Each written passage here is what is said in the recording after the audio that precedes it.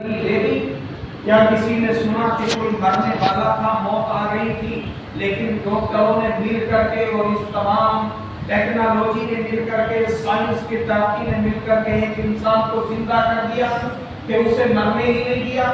کوئی دنیا میں ایسا بادشاہ گزرا ہے کہ جس نے اپنی حکومت و سلطنت کو داؤ پر لگا کر کے اپنی زندگی کا سودا کر دیا کہ میری زندگی ختم نہیں ہونی چاہیے؟ تاریخ شاہد ہے اور نسل انسانی گواہ ہے کہ اگر ایسا ہوتا تو بڑے بڑے لوگ تو آج بھی زندہ ہوتے، البتہ غریبوں کا ٹکٹ جلدی جلدی کٹنا شروع ہو جاتا، انہیں لائن سے لگا دیتے اور خود زندہ بن کر کے بیٹھے رہتے۔ لیکن اللہ تبارک و تعالیٰ نے فرما دیا لمن الملک اليوم وللہ الواحد القہار۔ اللہ تبارک و تعالیٰ کی طاقت بڑی زبردست طاقت ہے، اس کے مقابلے کا کوئی نہیں۔ میں عرض کر رہا تھا آپ سے، دیکھیے یہ انسانی ترقیاں ہیں جو میں نے آپ کو کہی، لیکن اس کے باوجود بھی یہ ماننا پڑے گا کہ جب تک آدمی کی دانہ پانی اور اس کی زندگی، اس کی سانسیں اللہ تبارک و تعالیٰ کی طرف سے متعین ہے، اس وقت تک تو آپ دوا دارو کے ذریعے سے، ڈاکٹروں کے ذریعے سے، جس کا بھی نام دے دیجئے، اسے صحت مل رہی ہے، زندگی مل رہی ہے، اور نام ڈاکٹروں کا ہو رہا ہے، اچھی دواؤں کا نام ہو رہا ہے، زیادہ خرچ کرنے کا نام ہو رہا ہے۔ لیکن جب اللہ تبارک و تعالیٰ کی طرف سے بلاوا آ جاتا ہے تو پھر سارے ڈاکٹر، ساری دوائیں، سارے علاج، سب کچھ رکھے کا رکھا رہ جاتا ہے ایسا کہ نہیں؟ سارے لوگوں نے بڑی تکنیک کے ذریعے سے کوشش کی کہ انسان کو زندہ رکھا جائے، لیکن اس راز کو اللہ تبارک و تعالیٰ نے کسی کو نہیں دیا کہ جب موت واقع ہونا ہوتی ہے تو پھر کوئی بچا نہیں۔ میں عرض کر رہا تھا کہ اس آدمی نے، جس کا نام نمرود ہے، یہ کوشش کی کہ انسانوں میں وہ بچہ نہیں آنا چاہیے کہ جس کے ذریعے سے میری سلطنت خطرے میں پڑے۔ اللہ تبارک و تعالیٰ کی مشیت چاہتی تھی کہ انسان کو اس کے رب سے رشتہ جوڑنے کے لیے ایک داعی بھیجا جائے۔ اللہ تبارک و تعالیٰ کی طرف سے ایک ایلچی دنیا میں آئے کہ جو لوگوں کو بتائے کہ اللہ ایک ہے، جو آسمانوں کے اندر، زمینوں کے اندر ساری سلطنت کو چلانے والا صرف اللہ واحد ایک ہے۔ یہ بات بتانے کے لیے اللہ تعالیٰ اپنے ایلچی کو، اپنے نمائندے کو، اپنے نبی کو مبعوث کرنا چاہتا ہے، اور ایک سرفرا انسان ہے کہ ان کا قتل عام کیے جا رہا ہے کہ وہ بچہ نہیں آنا چاہیے، وہ بچہ پیدا نہیں ہونا چاہیے، ساری مشینری اس کے اوپر لگا رکھی ہے۔ لیکن نتیجہ یہ ہوا کہ جب حضرت ابراہیم کی والدہ کو محسوس ہوا کہ بچے کی ولادت کا وقت قریب ہے، تو آپ کے والد نے ایک پہاڑ کے اندر ایک تہخانے میں ایک جگہ متعین کر رکھی، وہاں جا کر کے آپ کی والدہ نے آپ کو، آپ کی ولادت ہوئی، آپ پیدا ہوئے، اور نہ چاہتے ہوئے، نمرود کی کوششوں کے باوجود بھی وہ بچہ دنیا میں آ گیا، جس کی وجہ سے نمرود نے اتنا قتل عام کرایا۔ بتایا جاتا ہے کہ 70,000 بچے قتل کرا دیے۔ مختلف روایتیں ہیں، اسرائیلی روایتیں ہیں، میں اس بحث میں نہیں پڑھنا چاہتا، بتانا سیدھا یہ چاہتا ہوں کہ نمرود جس بچے کی ولادت کو روکنا چاہتا تھا، وہ بچہ پیدا ہو گیا، اور تمام لوگوں نے جو اس کے نمائندے، کائندے اور ایلچی تھے، انہوں نے اسے خبردار کیا تھا، انہوں نے سروں پر خاک ڈالنی شروع کر دی۔ نمرود کے دربار میں سینہ پوری کرتے ہوئے پہنچے کہ نمرود تیری ہلاکت قریب آ گئی، تیری بربادی کے دن آ گئے، کہ وہ بچہ تو پیدا نہیں ہو گیا جس کو تو روکنا چاہتا تھا، وہ بچہ تو دنیا میں آ گیا، تو اللہ کی طاقت کو روک سکتا ہے؟ آج مسلمان کتنی بڑی طاقت میں ہے دنیا کے اندر، یہ ان کی عادت و خصلت ہے کہ یہ ساری برائیاں دوسرے لوگوں پہ ڈال دیتے ہیں۔ مسلمان خطرے میں ہے، مسلمان خطرے میں ہے، اسلام خطرے میں ہے، دین خطرے میں ہے، خود کسی کام کو کرنے کے لیے تیار نہیں۔ اتنے لوگ مل کر کے اگر دین کو اختیار کر لیں، اپنی وضاحت اسلامی بنا لیں، اپنا چہرہ موہرا نبی کی سنت کے دائرے میں ڈھال لیں، اور نبی کا لباس اپنا لیں، جو نبیوں کا لباس ہے، ولیوں کا لباس ہے، صحابہ کرام کی وضاحت ہے، اس کو اختیار کر لے، تو جدھر آپ نگاہ کریں گے یہی ٹوپی والے، داڑھی والے، کرتے والے نظر آئیں گے، اور باطل خائف اور خوف زدہ نظر آئے گا۔ لیکن ان کی خصلت یہ ہے کہ یہ اپنی ذمہ داری دوسروں کے اوپر ڈال کر کے بڑی مصیبت ہو جاتی ہے کہ ہماری مسجدیں گرائی جا رہی، ہمارے مدرسے بند کیے جا رہے ہیں، ہمارے بچوں کو تعلیم سے روکا جا رہا ہے، ہمارے اوپر حجاب کی پابندی لگائی جا رہی ہے۔ ارے بھائی، آپ اپنی بیٹیوں کو حجاب پہنائیے، کون روکتا ہے؟ کافروں کے مدرسوں کا اسکولوں میں اپنے بچوں کو پڑھانے سے روکیے۔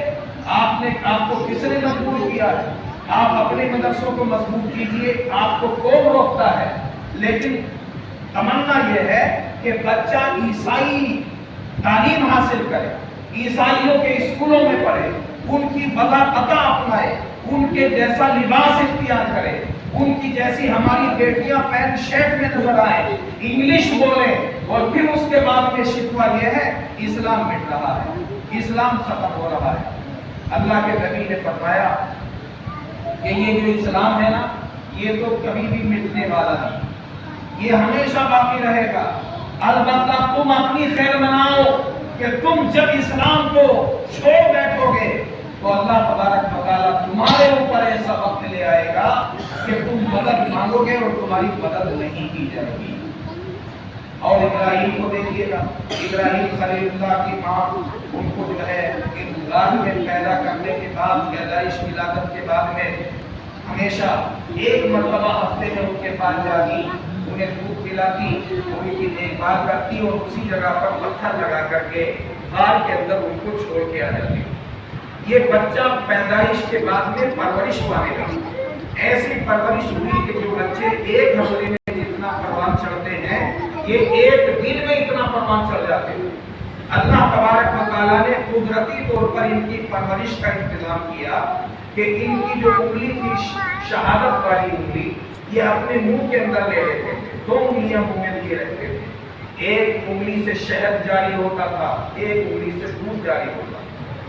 تو نہ مٹ جائے گا ایران کے مٹ جانے سے، ہے عیان یورش و دادار کے افسانے سے، پاسباں مل گئے کعبے کو سند خانے سے۔ اللہ تبارک و تعالیٰ جسے باقی رکھے اسے کون مٹا سکتا؟ جس کی کوئی دیکھ بھال کرنے والا نہ ہو، اللہ تعالیٰ انگلیوں سے دودھ کے چشمے جاری کر دیتا ہے، اللہ تعالیٰ شہد کے ذریعے بہا دیتا ہے، لیکن بچے کو زندہ رکھنا، بچے کا پروان چڑھانا، اللہ فرماتا ہے تمہارا کوئی کمال نہیں ہے۔ ماں باپ یہ سمجھتے ہیں ہم پال رہے بچے کو، تم تو صرف ذریعہ ہو، اسباب ہو، اصل طاقت اللہ تعالیٰ کی۔ اللہ اگر نہ چاہے تو بچہ پرورش نہیں پا سکتا، موت واقع ہو جائے، لیکن جب اللہ تبارک و تعالیٰ چاہتا ہے، بے سر و سامانی کے اندر بھی بچے پرورش پاتے ہیں، جیسا کہ ابراہیم کی زندگی گواہ ہے۔ رفتہ رفتہ یہ بچہ اتنا بڑا ہو گیا کہ بولنے کے لائق ہو گیا۔ ایک دن اپنی ماں کے ساتھ غار کے اندر سے باہر نکلا، پہلا ہی دن تھا اور پہلا ہی مکتب زندگی کا درس دیکھیے کہ آسمان کی طرف نگاہ کر کے اپنی ماں سے کہتا ہے، اے ماں میرا رب کون ہے؟ میرا پیدا کرنے والا، رب کہتے ہیں پالنے والے۔ ماں سے کہہ رہا ہے بچہ پہلی گفتگو میں، میرا رب کون ہے؟ تو ماں نے کہا تیرا رب تو میں ہوں، اس لیے کہ میں تجھے کھلاتی پلاتی ہوں، دیکھ بھال کرتی ہوں، دودھ پلاتی ہوں، پرورش کرتی ہوں۔ ماں نے سمجھا تھا کہ بچہ یہ سن کر کے خاموش ہو جائے گا۔ بچوں کی فطرت ہوتی ہے کہ ہمیشہ سوال پر سوال کیا کرتے ہیں۔ یہ بچہ بھی سوال کرتا ہے، کہتا ہے کہ اگر تو میری رب ہے تو پھر تیرا رب کون ہے؟ مجھے کون پالتا ہے؟ ماں کو بہت ہی زیادہ احساس ہوا۔ اس نے کہا کہ میرا رب تیرا باپ ہے کہ جو میرے لیے کماتا ہے، میرے لیے سامان زندگی، عیش و شرف کے سامان مہیا کرتا ہے۔ تو بچہ یہاں آ کر کے بھی مطمئن نہیں ہے، کہنے لگا اگر تیرا رب میرا باپ ہے تو میرے باپ کا رب کون ہے؟ سوال پر سوال یہ قرآن بیان کرتا ہے۔ اور پھر اس کے بعد میں آپ یہیں پر نہیں خاموش ہوتے، آپ نے جب باہر آ کر دیکھا کہ قوم جو ہے وہ ستاروں کی پوجا کر رہی ہے، چاند کی پوجا کرتی ہے، سورج کو خدا مانتی ہے، پیڑ پودوں کے سامنے جھکی پڑی ہے، اور کتنے لوگ ہیں کہ نمرود کی خدائی کے سامنے سجدہ نہیں۔ بچہ دیکھ کر کے حیرت میں پڑ جاتا ہے۔ اپنے باپ کی انگلی پکڑ کر کے اگر دربار شاہی میں جاتا ہے تو وہاں جا کر کے دم بخود ہے، سارے کے سارے لوگ نمرود کے سامنے سجدہ کرتے نظر آ رہے ہیں، پیشانی رگڑتے نظر آ رہے ہیں، ناک رگڑتے نظر آ رہے ہیں۔ اب ایک طرف پوری خدائی ہو اور ایک طرف تنہا ایک ذات پسکے۔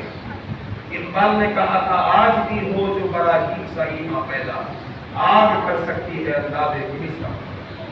تم تو کروڑوں میں ہو، تمہاری حالت یہ ہے نہ تمہارے دلوں میں، آپ ناراض نہیں ہوئیے گا، دیکھیے میں بھی اسی سماج کا حصہ ہوں۔ میں اگر یہ تانا کشی کرتا ہوں تو اس نیت سے نہیں کہ میں کسی کو ٹارگیٹ بنا رہا ہوں، میرا مطلب یہ ہے کہ ہماری اصلاح ہو جائے، ہمارے نوجوانوں کے دل میں سچا اسلام بیدار ہو جائے، سچے مومن بن جائیں، کیونکہ ایک مومن بھی اگر ہے سچا تو پوری دنیا کے سامنے اکیلا ہی کافی۔ دیکھا نہیں آپ نے خالد سیف اللہ، دنیا کی بڑی بڑی سپر پاور طاقتوں کے سامنے اکیلا سیف اللہ، اللہ کی تلوار، جس کا نام ہی اللہ کی تلوار ہے، خالد بن ولید تھا۔ یہ ہماری اسلامی تاریخ کا وہ ستارہ ہے کہ جس کی مثال دنیا کے اندر کوئی پیش نہیں کر سکتی کوئی قوم۔ قیصر و کسریٰ سے اکیلا ٹکرا جانے والا مجاہد، مرد مجاہد، کہ میدان کارزار میں جاتا ہے، ہزاروں سے صرف چند سپاہیوں کو لے کر کے، مٹھی بھر لوگوں کو لے کر کے ٹکراتا ہے، پوری دنیا مل کر کے اس کا نام نہیں مٹا سکتی، اس کو فنا نہیں کر سکتی۔ تاریخ شاہد ہے کہ سیف اللہ کسی میدان کارزار میں ڈھیر نہیں ہوا، بلکہ اسے بستر پہ موت آئی ہے۔ اس نے اتنی سلطنتوں کو زیر کر ڈالا، اس کے سر کے اوپر ہمیشہ حضور کے منہ مبارک کا ایک بال تھا جو ٹوپی کے اندر سلا ہوا۔ آثار نبوی کی اتنی تعظیم کرنے والا مجاہد، اور تم کیا ہو؟ تم سنتوں کے روز جنازے نکالتے ہو، صبح ہوتی ہے تو بلیڈ لے کر کے پہلے اپنے چہرے کو چیرتے نظر آتے ہو، جو بھی بال اگتے نظر آتے ہیں سنت کے انہیں چیر کر نالی میں بہانا اس قوم کا شعار بن چکا ہے۔ یہ سمجھتے ہیں کہ صاحب کیا اس کے بغیر مسلمان نہیں؟ بھائی ٹوپی پہنو، کیا ٹوپی کے بغیر نماز نہیں ہو سکتی؟ کیا داڑھی رکھو، کیا داڑھی کے بغیر مسلمان نہیں ہوتے؟ یعنی الٹا جواب دینا اس قوم کا شیوا بن چکا ہے۔ یہ قوم یہ سمجھ رہی ہے کہ ہم اپنی گنجائشیں نکال کر، اپنی منمانی کر کے، مولاناؤں سے اس میں اپنی مرضی کے مسائل حل کرا کے ایسا اسلام مرتب کرنا چاہتے ہیں کہ جو اسلام تو ہو لیکن ہماری مرضی کے مطابق ہو، قرآن اور حدیث کا اس میں کوئی دخل نہیں۔ جو چیز آپ کو پسند، زکات دینے سے چھٹی دے دیجیے، نمازوں سے چھٹی دے دیجیے، پھر بھی مسلمان بنے رہیں، جنت کے پھر بھی ٹھیکیدار رہیں، ایسی مسلمانی کا سرٹیفکیٹ انہیں دے دیا جائے اور یہ اپنی مرضی کا لباس پہنے، اپنی مرضی کی زندگی گزاریں، اپنی طبیعت سے جب چاہیں جب سوئیں، جب چاہیں جب اٹھیں، کوئی ان سے کہنے پوچھنے والا نہ ہو۔ یہ اسلام ہمارے بزرگوں کا کبھی نہیں رہا، یہ تو نیا اسلام ایجاد کر رکھا ہے آپ نے، اور یہ یاد رکھیے کہ اس مرضی کے اسلام کے اوپر ایجاد کا وعدہ اللہ نے اور اس کے رسول نے نہیں کیا ہے۔ میرے دوستان محترم، میں نے یہ موضوع آپ کے سامنے رکھا ہے، اللہ تعالیٰ سے دعا ہے کہ پروردگار ہمارے اندر اسلام کی محبت پیدا ہو جائے، ہم آثار اسلام کو اپنائیں، اپنی مرضی تھوپنے کی کوشش نہ کریں۔ یہ جو نوجوان ہیں نا جو ہفتے واری مسجد کی ٹوپیاں پہن کر کے نماز پڑھتے ہیں، انہیں میں بتا دینا چاہتا ہوں کہ تم لباس بھی مسجدوں میں لا کے ٹانگ دو اپنے، اور جو خیراتی زکاتی لباس یہاں ہوں گے انہیں پہن کر کے نمازیں پڑھا کرو، تو پھر تمہارا جو ہے اسلام کے اندر اتنا ہی حصہ رہ جائے گا کہ مسجد میں آؤ گے تو تم اسلامی لباس پہن لو گے، باہر جاؤ گے تو تم جو ہے وہ انگریز بنے پھرو گے۔ آپ کو چاہیے کہ اگر تم نبی سے محبت کرتے ہو، اللہ سے محبت کرتے ہو، اگر واقعی نمازی بننا چاہتے ہو تو اسلامی لباس اپنائیے، اسلامی وضاحت اپنائیے۔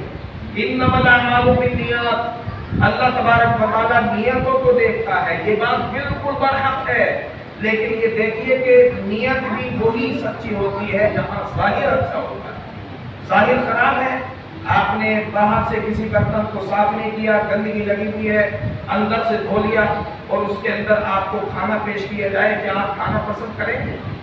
دیکھتی آنکھوں آپ کہیں گے کہ اس پہ باہر سے گندگی لگ رہی ہے، میل لگ رہا، اس کو ہماری طبیعت گوارا نہیں کرتی. تو آپ باہر سے پورے انگریز بنے ہوئے ہیں اور نبی کے وضاحت کے بالکل خلاف آپ کا چہرہ، مہرہ، لباس سب کچھ الگ ہے. آپ کہہ رہے ہیں اللہ تو نیتوں کو دیکھتا ہے. صاحب اللہ تو نیتوں کو دیکھتا ہے. اللہ نیت بھی دیکھتا ہے، اللہ تمہارے ظاہر کو بھی دیکھتا ہے. اللہ رب العزت سے دعا ہے کہ پروردگار ہمیں سچا پکا مومن بننے کی توفیق عطا فرمائے.